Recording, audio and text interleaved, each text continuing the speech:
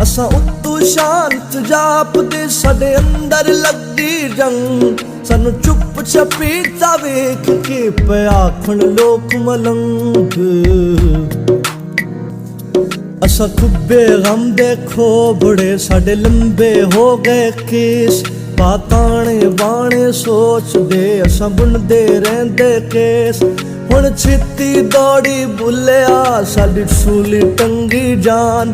तेनू वास्ता शाह अनैत दा ना तोड़ी साडा मान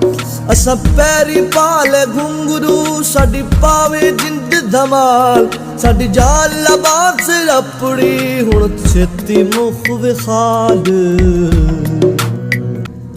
साडे सिर ते सूरज हाड़दा साडे अंदर सीत सियाल बन छाहण चेतर रुख दी साडे अंदर भांभड़ बाल